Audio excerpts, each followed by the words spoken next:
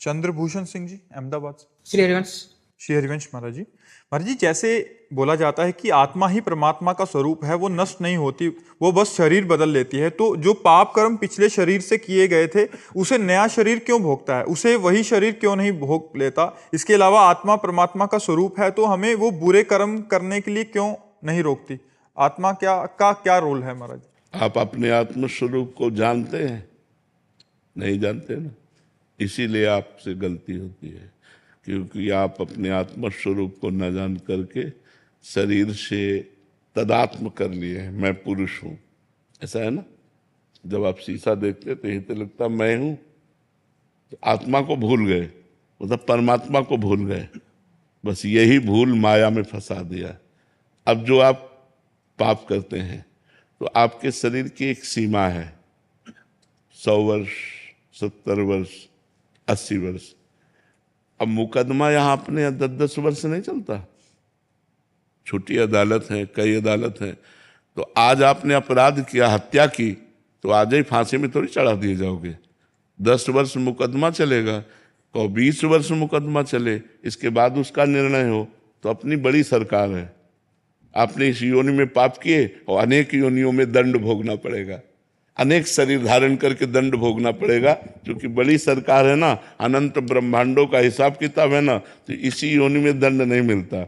इस योनि में खूब आराम से पाप कर लो, आपको जो दंड मिलेगा वो अन्य योनियों में मिलेगा, अगले जन्मों में मिलेगा। अब इस योनि में आपको पुण्य कर लो, उसका फल अभी नहीं मिलेगा, वो आगे मिलेगा।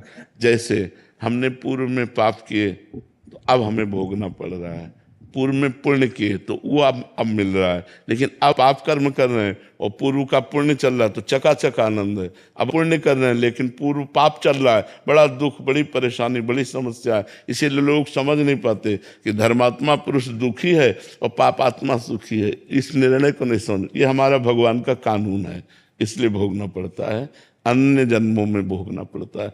यहाँ तक कि भीष्म जी सरसैया पर पड़े हुए हैं, तो उन्होंने कहा प्रभु इस जन्म की बात क्या, मैं 70 जन्मों को देख रहा हूँ, कोई पाप नहीं किया ऐसा जिसके परिणाम से मुझे सरसैया पर 6 महीना लेटना पड़े। तो भगवान ने कहा और आगे बढ़ो, 100 जन्म के बाद आपने पाप किया था।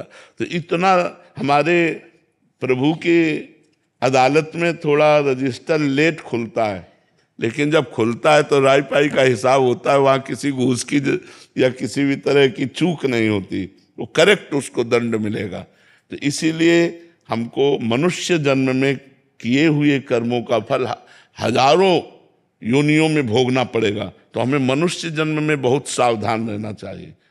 पशु पक्षी की योनियों के किए हुए कर्म केवल भोग होते हैं। जैसे सिंह गाय को मार के खा रहा है तो उसको कोई पाप थोड़ी लग रहा है, बिल्ली कबूतर चूहे को पा रही तो कोई पाप थोड़ी लग रहा है, क्योंकि उसका आहार है, आहार निश्चित किया गया है। मनुष्य अगर मुर्गा खा रहा है, बकरा खा रहा है तो पाप कर रहे हो, क्योंकि वो तुम्हारा आहार नहीं, तुम्हारा रोटी दाल आहार है, तुम्हारा साग सब्जी आहार है, घी दूध आहार है। ये तुम्हारा मांस बकरा भैंसा मुर्गा जो खा रहे हैं ना, ये दुर्गति को प्राप्त होते हैं। अब इस जन्म में जो हम कर्म करेंगे हमें आगे जन्म मिलेंगे, हिसाब ऐसा है।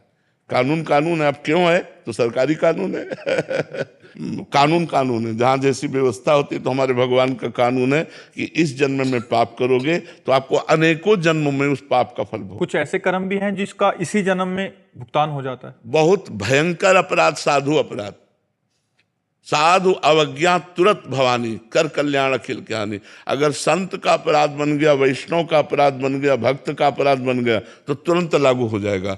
तो साधु अवज्ञा तुरंत भवानी, महापुरुषों का अपराध कर देने पर तुरंत लागू हो जाता है, वो परेशान हो जाएगा। ये हमने देखा है।